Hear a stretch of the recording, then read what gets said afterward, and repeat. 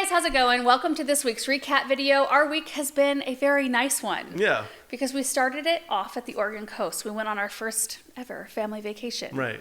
My parents came with us. We went to Newport, Oregon, which is where we went. I've been to several different places. I also love Cannon Beach, for those of you guys who have traveled to Oregon coast. But we've been to several areas, but Newport offers so much to especially kids. Like we went to the aquarium, which was so cool. I really enjoyed the aquarium. I think they do a great job. Yes, they did.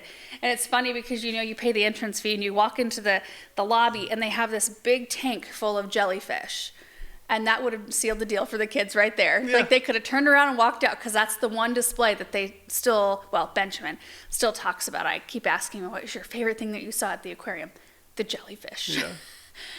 It was such a good time. We had good weather, and it was just a really fun memory. I was looking at pictures this morning, kind of like, oh, I kind of wish we were on the beach again. It was pictures of Benjamin and Samantha flying the kite. My mom packed a bag just for the kids that had this kite in it. They each had a brand new toy that they could play with in their room. And so the kids were like back and forth from room to room to room. And we hung out a lot in the room too, just the fireplace. And it was a oceanfront room. So you could, go out on the balcony and look at the ocean and listen. And it was just really relaxing and wonderful. Yeah.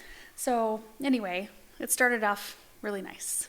We did skip a day posting. It was a holiday though, so kind of made sense. Right. Either way, to not post that day. Our people that help us out here had the day off as well, had a long weekend. So anyway, today's recap video is sponsored by Hoselink. Retractable hoses. We have a ton of them. And we love them. We do. We love them. We use the 82-foot size. There is a 50-foot size, and there's a whole bunch of other things that they have on their website.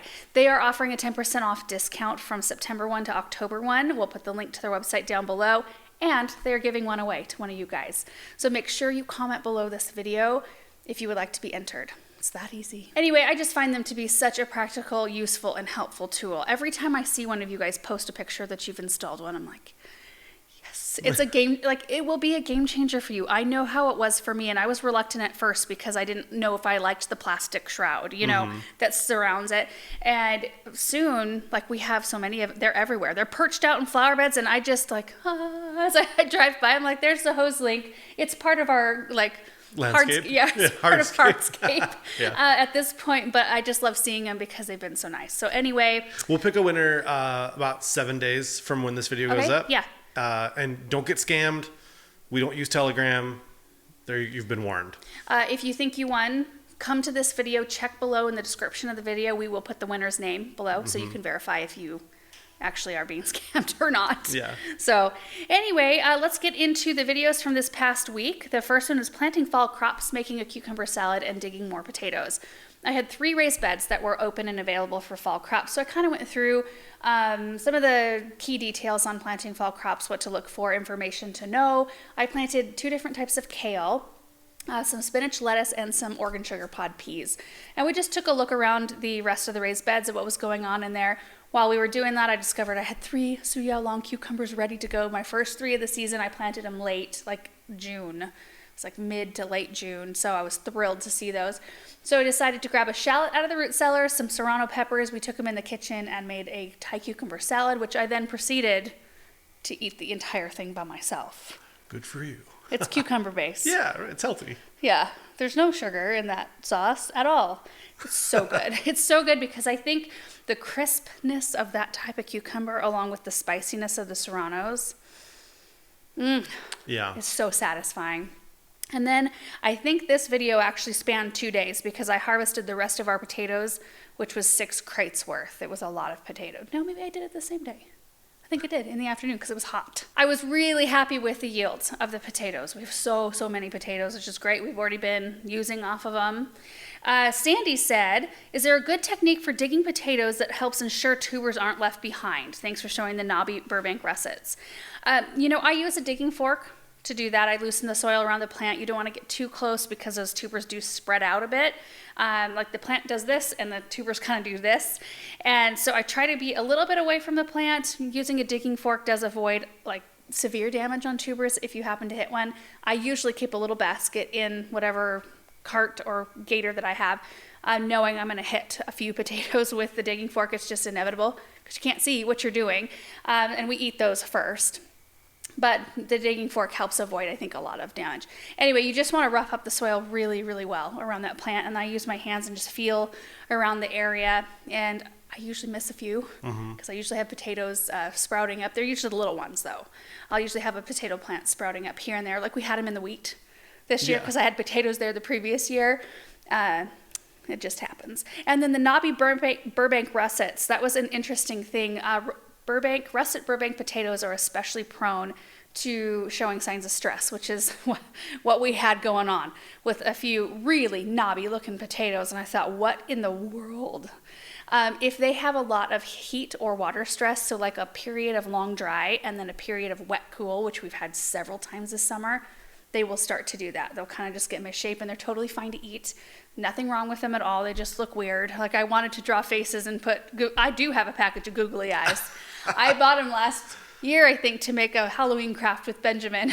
Anyway, I was really tempted because they're funny looking, but anyway. Angelica said, do your cats use your raised beds as their litter box? If so, what do you do to keep them out? Usually our raised beds are so full that we don't worry about it too much. I know that they do it. I've never run into number twos, which is very nice, but I have seen Cheddar use one before. Yeah. So what can you use, like cayenne pepper or that go away? The Repels All works the best. Yeah. That's what's been the best for me. It's not the dog and cat Repels All. It's like just Repels All, and it has like a picture of deer and other things. It's what I use down at the garden center. It's a different mixture I don't know. It's made out of, let me see if I can remember. It's been a while. Garlic oil, putrescent egg solids. And there was one other active in there, but it's natural. And I made a Zen garden down at the garden center as one of my displays one time. We got in some really cool topiaries that had this kind of like Japanese garden kind of look to me. So I wanted to make that really neat sand garden. And then I thought, well, that's great. I just made a giant litter box for all of the feral cats, which there are a ton down by the garden center.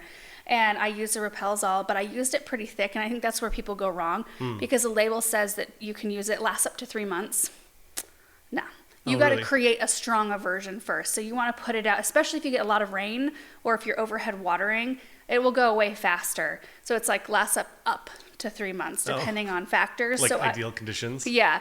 I would use it about I used it about twice a week the first week and then once a week for a few weeks, and then it never was a problem again. So you just keep that strong, and it looks like sand. So it just kind of disappears. You never could see it. We never had a cat use that litter box. I feel like that's the best stuff that I've tried. That you know of. That I know of. Yeah.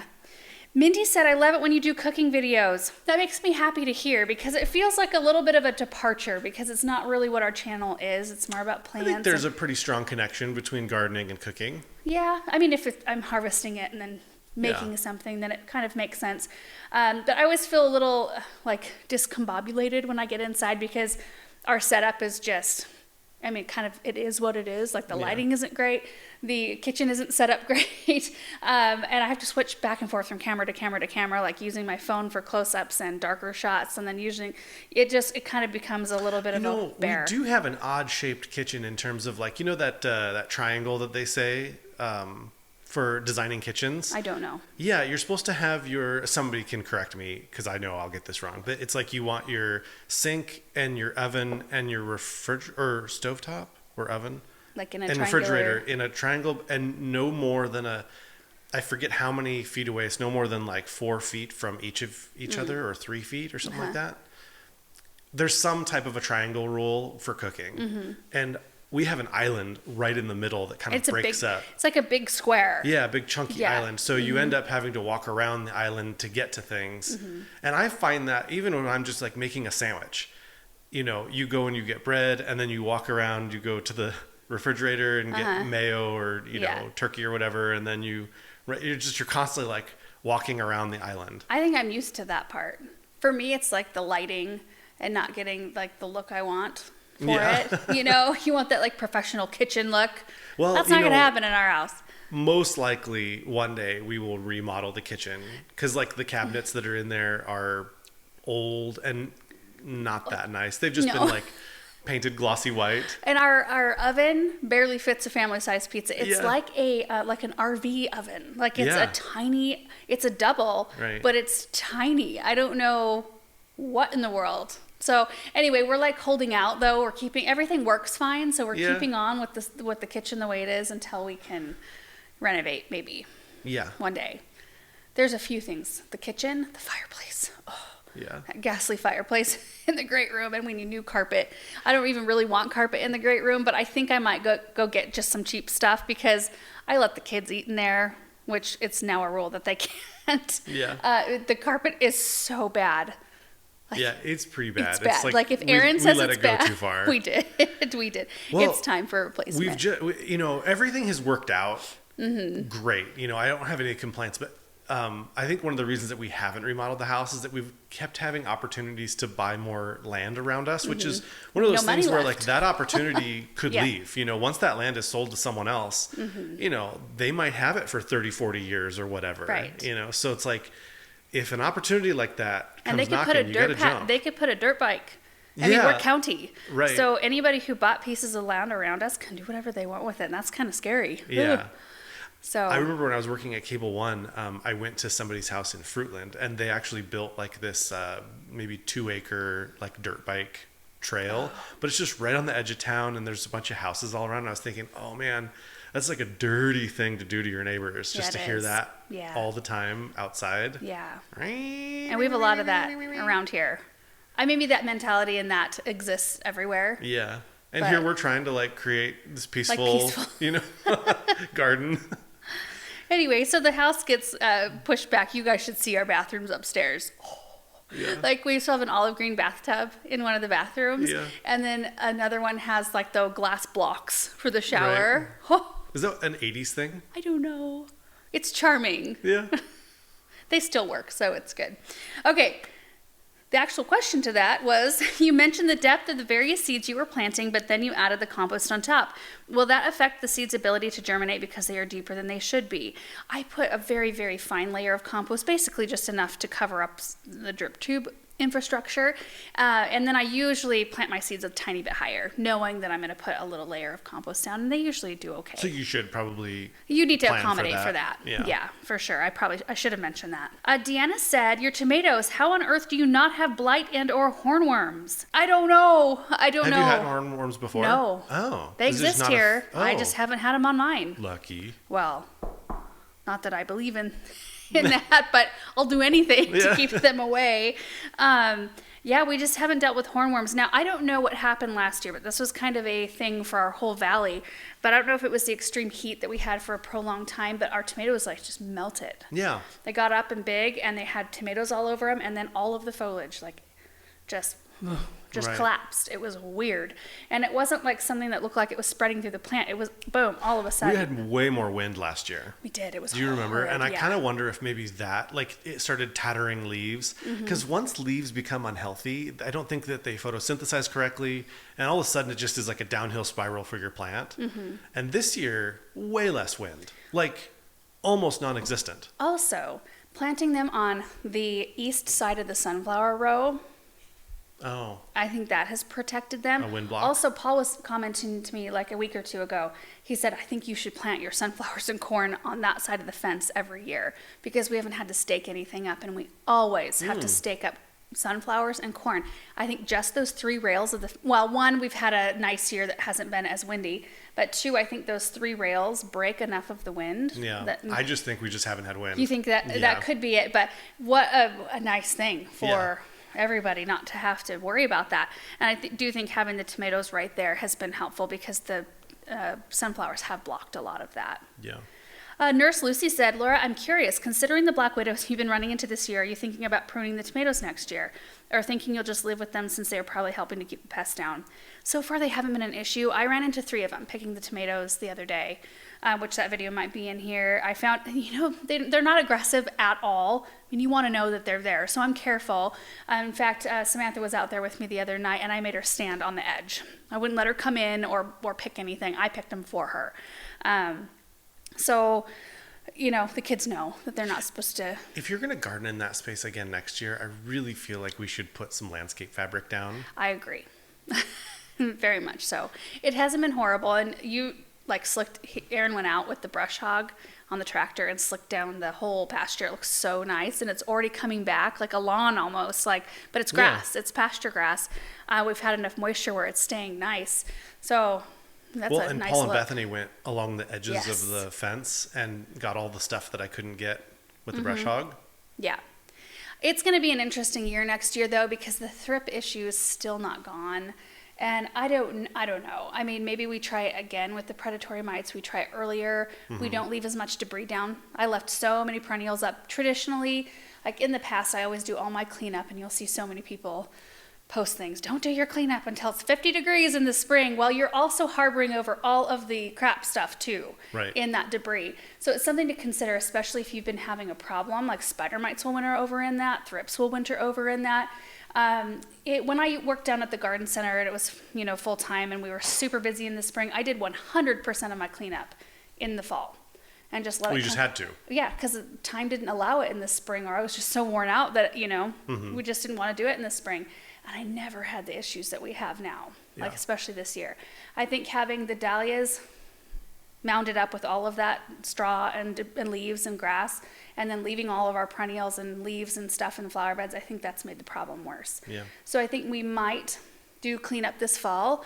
Otherwise, we'll have to spray if the predatory mites don't. I don't want to have to do that because I've been seeing such improvements in other ways. Sure. So, but you have to kind of weigh out, the pros and cons. Well, if you clean up in the fall and then do the predatory mites kind of early and often. Yeah.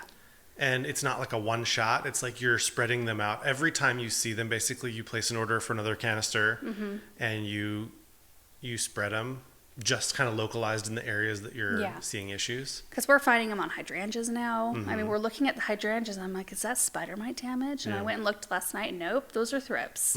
Great. We're getting close enough to the end of the season where we won't spray this year. Things will start to peter out anyway. And then I don't know, if we do our cleanup, hopefully most of them are gone. But anyway, it's just it's an interesting thing. It's a never-ending battle. Yeah. And, I would love to go more the direction that we've been going this year. But, we'll just share the journey with you and let you know what we're doing and how we're combating these things. So, user said, did anybody catch what type of crunchy cucumber type that was? Su Yao Long. So it's I don't even know if I'm saying that. It's probably Su Yao, S-U-Y-O, long cucumber. They're really good. My parents actually sell them in bulk down at the garden center. It's a really good one. They do well here. Julie said, is it okay to use Biotone with seeds? Never saw you do that before. Could this be done in seed trays too? When I'm gardening in the raised beds, I always prep in between each crop. I use Biotone starter fertilizer, probably not at the recommended rate. I probably do a little lighter, I'm guessing. I just sprinkle it over the top of the soil, work it in with my hands, plant my seeds, and then do a top dress of land and seed compost every time. Have great luck with that. Could this be done in seed trays too? Probably not. I wouldn't use Biotone in there. When you're doing seed trays, you're usually using a seed starting mix, and that's plenty. The seed has what it needs to get up and going, and you don't fertilize it until it usually has like a couple sets of true leaves on it. And then at that point, it's only half strength, and I usually use a liquid fertilizer for that. Mommer said, can you tell me where you bought your tall harvest baskets? Getting ready to harvest potatoes, and these would be great. They would be great. I wish I could get more of them, too. I got them at my parents' garden center, and they are sold out of those at the moment. So I'm hoping they can get their hands on more. I have no idea where they even get those from. They've got a different variation, but they don't have as big of holes. They're still breathable, and they're that same like reed sort of. Yeah. Well, these are more like wood. The ones they have are like tulip baskets. I think that's what they call them. They're neat looking. But the thing I like about the ones I've got is that they are tall and skinny, so they're easy to tuck into a corner, and they do have the bigger air holes. Next video is canning tomatoes and grooming houseplants with my mom. It was a last minute thing. I sent my mom a picture of all the tomatoes on our island, and she was like, what are you gonna do with all those? I told her, I think I might can them, maybe. I said, do you want to come over and help me can? You can have half. And she was like, boom, I'm there. So we did that the next day. And then my mom took off. I had two sets of tomatoes in canners, and she wandered off and she said she was going to come out here, and she took after all of my plants out here. She knows that my houseplants get way neglected in the summertime. I just don't enjoy taking care of houseplants really anytime. When it's cold outside, I enjoy it a little bit more. Like I start to... Because it's something to do. It's something to do with plants and that sort of thing, but she knows they get highly neglected, like watered every 2 to 3 weeks, maybe, when I'm busy outside. So she did some grooming, and they look way better.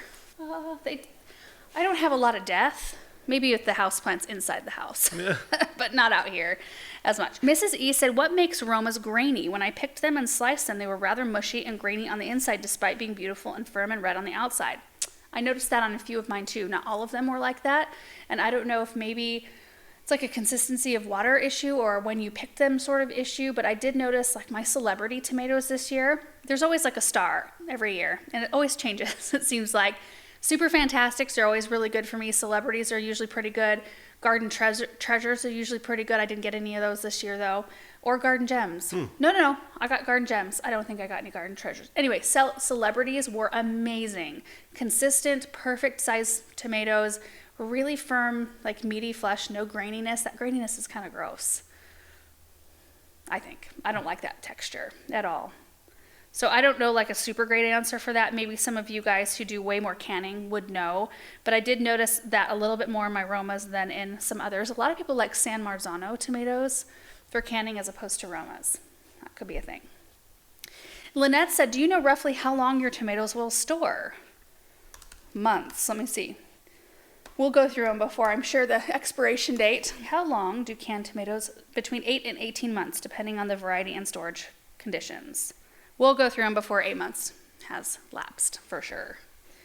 So we'll be on the safe end of that. Deborah said, where do you get your shelving with the lights for your houseplants? So these right back here, these are from Gardener's Supply. We can link it down below because I don't remember the name. It's like a 3-tier sunlight grow garden or something like that. These have the high efficiency, like the high output LED lights in them. They didn't come with those. You can get them with those lights now.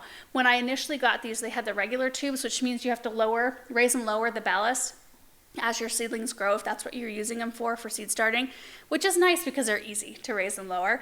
So you can lower that ballast and then raise it as the seedlings grow. But with those high efficiency LED bulbs, you don't have to raise and lower. They stay like this all the time, whether or not I've got houseplants or seedlings in there. It's just really nice.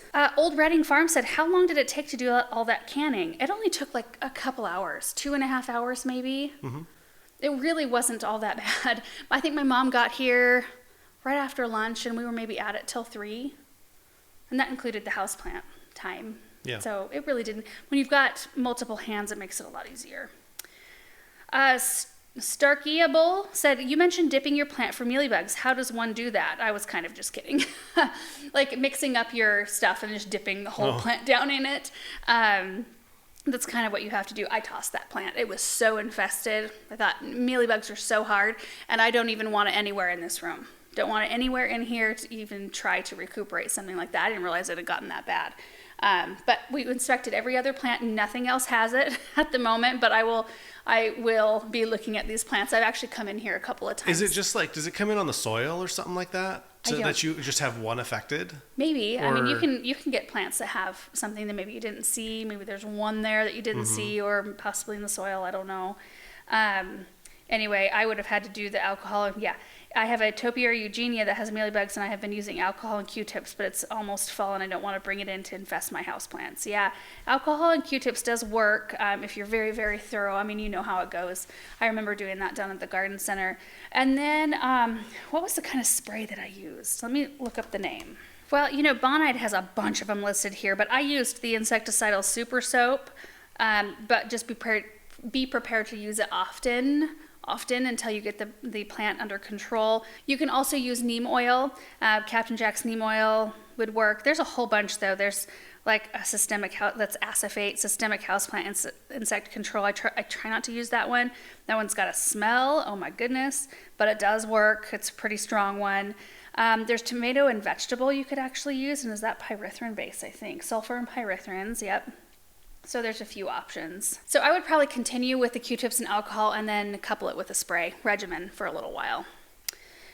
Chris R. Fan said, What a great tutorial. I always feel overwhelmed when you're describing what you're going to do, but your mom and you made it look so easy and enjoyable. Well done. Thank you. I was hoping for a review from Aaron after he had done serving himself. How was it? Was that tortellini thing that I had the ground beef and then garlic, and then I put a can of the tomatoes in it, and then Parmesan cheese. Yeah, and remember basil. we talked about it, and like it needed less ground beef. Oh, you wanted less ground beef. Yeah. Did you like the amount of ground beef? I don't think I really recall. I usually, when I'm dipping myself out, usually take less meat. Oh. Anyway. So maybe I took more meat. Yeah, that could be it. It was really good. You could just have it without the meat. Yeah, maybe a little bit. A little bit is nice, but yeah, I'm a ratios person. Yeah. I love like buffet style, eating, because then you can get just the right amount of sauce or whatever it is. Yeah. Gracie's Home and Garden says, how long did you boil the jars? Those were processed for 35 minutes in the boiling water, and then you turn the heat off and let them sit there for 5 minutes in the water, and then you take them out. Beasley said, I was trying to find the old video where you mentioned the color paint you used in your family room. I cannot find it, so I thought to ask here if anyone remembered it. It is a Sherwin-Williams color called Thunder Gray. Sometimes it looks dark blue. Sometimes it looks more gray, but it's like a green. It's like a dark green gray. It's the same color my parents had used in their entryway that my mom had painted in there, and I loved it so much that I used it in the great room. Stole it. I stole it right out from under her, yeah. And it's just a really pretty color in there. It's just kind of a hard room because the carpet, which we need to replace, is like that kind of brown. Yeah, it's brown. Like tan brown. Yeah. But it's like got kind of an orange undertone, so it matches the stones in the fireplace. Oh, yeah. It's hard to find a color that I would like with that fireplace because I just really don't care for that fireplace. Right. I love having it in the wintertime. I love having wood fires in there. It's awesome. And I like the hearth. Is that what they call it? I think, I know this is like, everybody says not to do this, but I feel like you could paint it white and it would look better than the I don't orange. know, with all those rocks that jet out weird. Yeah, they would disappear. You think so? I think so. But I know that's like sacrilege to a lot of people. But it's also one of those things where we kind of want, like, we just don't really want those stones. So it's like well, just any color is better than the color of stones that we have. And that Thunder Gray just happens to look good with that fireplace. Yeah. Thankfully. So it worked out really nicely. Okay, next video was unboxing and potting avocado trees and canning the most delicious marinara sauce. So Aaron ordered 2 avocado trees from fastgrowingtrees.com. They emailed, by the way. Yeah. Yeah, I saw an email come through and it was nice. They were, I think they were answering some of the size question. One thing I couldn't find, because I thought I had ordered a larger size and perhaps I didn't. So I just don't know at this point.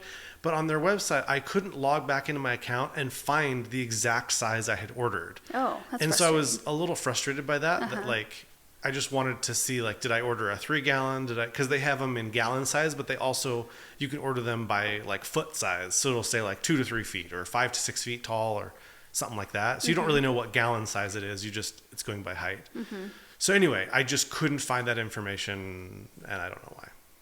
But yeah, I read the email as well. Oh. And it was nice. Yeah. Because you texted it to me. Just about the care of the avocados and some of the variety information and that sort of thing. So that was very nice of them to reach out. That emailed, she was like, she's aware of our videos because she was saying that they were grown in South Carolina, which I thought it was North Carolina. But I guess it's only like 30 minutes away from North Carolina. But the hardy avocado came from California, right? Oh, did it? Yeah, that one came from a nursery. Oh, maybe I didn't read that far. I think. I'll have to reread it. Anyway, it was very nice. And then in the middle of all of that, I was in the process of canning some marinara sauce. It's so good. I tried to make it into tomato soup yesterday because I had like a little bit left at the bottom of a jar. And I thought, what if I added a little bit of milk and heated it up, just kind of like diluted it out? And it didn't make the best tomato soup. I need a good tomato soup. Can you use that marinara sauce for Pizza Hut breadsticks? Yeah. Oh, that would be good. Yeah, because they don't give you enough. No. When you order, I mean, you can order more, but like. It's not as good either. This would be good. Yeah. Yeah. The Pizza Hut stuff isn't as good as yours, right. is what you're saying. Yeah. Now, the marinara sauce, I got the recipe from, I think it's the Daring Gourmet. We linked it below that video. And the only ingredient I left out was fennel seed because I don't care for that. Tastes like a sausage flavor to me, and I don't really want that in a marinara, and I'm so glad I left it out. But everything else is the same. Oh, so yum. You should use your wheat to make Pizza Hut breadsticks. And then use but that's a marinara that's a yeast recipe. Oh. I did order 25 pounds of organic hard red wheat that I'm going to mill because I want to decide what kind of wheat to grow this next. I've got to get it kind of figured out because I need to plant it here in the next month or so. Anyway, yeah, I kind of want to mill it and see how it does like in the bread machine and that sort of thing. I figured like a little investment in somebody else's hard red wheat would be worth it before putting in the time growing it. But anyway, if you like to can and you need a marinara sauce, I really think it's a super delicious one. It's the best marinara sauce. Isn't that what the name of it was? Yes, and it certainly is. I just went with the one that had the highest reviews, which I can see why. I love that white mouth fennel that you have. Where did you get it? I picked it up at a local grocery store. It's a KitchenAid brand, and it came with like 4 funnels in one. I just needed that big one. And I'm glad that I picked it up because I have a wide mouth funnel somewhere, but I don't know where. It's somewhere in our house. So it makes it a lot easier to get the stuff in the jar without making a big mess. Larry said, where can I get some of those tomato cages for next year? They look very substantial. They are, and you wouldn't think it. So they are the Titan tomato cages from Gardener's Supply. I've got both the large and the small size, and when you put them together, they collapse. So the rings that go around, they come apart, and you can put those in a pile, and then all of the vertical pieces, vertical stakes, also can be like zip tied together so they store very easily. And when you put them together, they are wobbly as all get out. Like you can just like, you would think that they would never survive the weight of a tomato, but you get them in the ground. I have to use a drill because our ground is so hard pan in most areas that I just use like a regular, what do you think? 1/4 inch? Drill bit? Oh, yeah. Maybe? Yeah. 1/4 inch?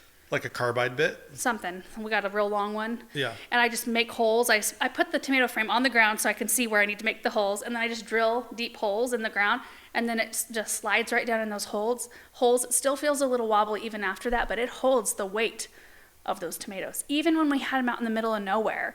When before we even had our cut flower garden set up where it is now, I had them out in the first cut flower garden, out in the middle of that field, and we had a tremendous amount of wind and those held up. And I didn't trim the tomatoes that year either, really. I went in and did it like once, a big trim. Yeah.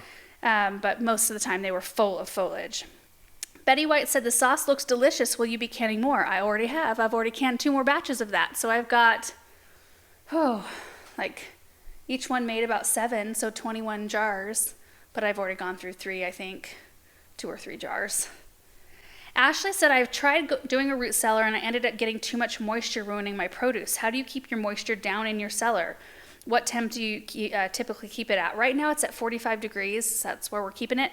And the humidity is usually like low 60s. We have a fan in there. And I don't know how, it all works in conjunction with the, what's it called? CoolBot.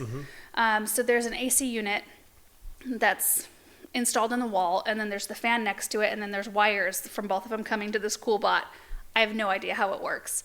Eddie, who built the root cellar, do you know how it works? Yeah, I mean, generally, so when you buy an air conditioner in the United States, I think they have a limiter on them at like 60 degrees or something like that. You can't go below that. The CoolBot you can hook up to, you can wire to it, and it overrides the limiter, so you can cool it down to 45 or whatever you set yours to. And that's what the function of the CoolBot is. But then you can also, hook up a fan, and so it tells you humidity levels and temperature levels. And it all comes out onto in front of the door. There's like a little sensor thing, and that's where you operate everything from. You can set your high and low humidity, your high and low temperature. I'm still a little squirrely on that. I think I've got it pretty dialed in at this point, as long as it stays like that. If anybody touches it and messes with the settings, I would be lost again. But that's where we set it. The fan helps out. So if you have a root cellar situation, I would maybe get a fan put in there. I would go to coolbot.com or whatever their website is. We can maybe link it. But I'll bet you find a ton of information there on how that works. Yeah. It's been handy. I've got a little floor heater. It's like this big, but it's temperature censored. And so if it gets down, because it's not heated in there, so in the wintertime, it's just naturally going to get colder than the 45 degrees. It will kick on if it hits freezing and keep it just above. Usually it keeps it like 40-ish, maybe high 30s, which is fine in there, just so long as it doesn't freeze in there. Louise said, really enjoyed the video. Will the avocado trees self-pollinate as they are in the greenhouse with no active pollinators? There are pollinators everywhere in the greenhouse, and they're in there through the wintertime. There's like flies, and there's bees in there. So, yeah, I think we'll be okay. Gabriel said, what variety of orange-colored tomato is in the greenhouse? That's the Patio Sunshine. That's one of Proven Winners varieties. And we thought it would be great in the green stock garden, which, my goodness, they have done great in that garden in there. I had... Can you garden in that during the winter? I'm going to. Are you? Yes. In fact, we've got that strawberry one out there. I don't know if they need a vernalization, like if they need a cold period in order to be productive, probably. Yeah, we need to move that over into the greenhouse. It'd be a fun experiment just to see what would happen. I'll grab Paul and move that tower over here today. It'd be good to get it. Because I know we've got the forks on the tractor today, so just do it real quick. Okay, last video. It's only 4 videos today because we skipped a day of posting, but the last one was planting pink things, plus the first day of paver installation around the pond. Props to Ken and Aaron for doing a very late night edit. We got out of order somehow, and Ken edited the day 2 of the paver installation instead of day 1 because I didn't label the envelope properly. So I'll take it for this one. But Ken stayed up super late and edited this video so that it was in order, and he got here at like 1:30 in the morning and called you. That was your wake-up call, and you went downstairs and reviewed it, got it up. Scheduled it for 5. Yeah, so a lot of late night hours went into this one, which I appreciate. To both of you guys. Anyway, I planted coral berries. What else? This was before our trip. Yeah, so coral berries and oh geez, I just watched it like a few hours ago. A couple hours. Yeah. Coral berries. Dolly, double play Dolly spirea, and then that Rugosa rose. The pink one. Yeah. So Laura said the area is so beautiful. Question: can you eat the pink berries, or do the birds eat them? You know, I looked it up. Oh, you did? They're not edible for humans, but they are for birds. Okay, perfect. Cute Nurse said, please ignore my YouTube handle. I was in my 20s when I created this account. But Aaron, what size of gravel do you have on that driveway? What was that YouTube handle? Cute Nurse 79. Oh. That size gravel's 3/4 inch chip. Starry Night said, does anybody have a suggestion for the best garden design book? Oh. That's not really like up our alley. Not really. I have lots of garden books. Have I looked at them in years? From your perspective, best garden design book would probably be Victoria Magazine. Or the English Garden Magazine. Or English Garden Magazine. Yeah, probably one of those. It's like those two things. They're not garden design books, but those 2 things have inspired you along the way. Yes, probably they have. more so than anything else. Yeah. Yeah. So there you go. Wendy said, can you dry those coral berries to make a wreath or some other type of flower arrangement? You know, they don't hold super well. You can use them in a flower arrangement, and they'll hold long enough for that. But I don't find that they're super strong at holding. And they do, and I've never really picked them, I guess, young enough. I don't know if they would maintain color dried. That would be worth the experiment, I think. Reb Jones said, love your content, thank you. I was wondering which rose do you think has the prettiest, strongest fragrance? Oh boy. There are so many that have such a good fragrance. Any of the David Austin roses, pretty much, you're going to find a really good fragrance. We planted a Sweet Mademoiselle and Heavenly Scent rose in our rose garden. So good. There's one, I think it might be a David Austin. There's one in our entryway by where the lamppost used to be. It's a real tall one. I think it's wanting to be a climber, and it's got pink roses that are full cupped, like, you know, cabbage rose look. And that one, such a good smell on that rose. Outlast roses have a good scent. There are just a lot with really good scent. Mary said, have you considered doing a small lavender field for future projects like you did with the wheat? We have considered it. I don't know if we'll do it. Maybe. No. I don't know if I want the work of it, honestly. Would it be a lot of work? Well, the cutback and all of that. Like, if I had a big machine to do it for me. Yeah. Yay. But I don't know if I'd want the cutback. We will get a combine one year. Yeah. Hey, I looked up. There are miniature combines.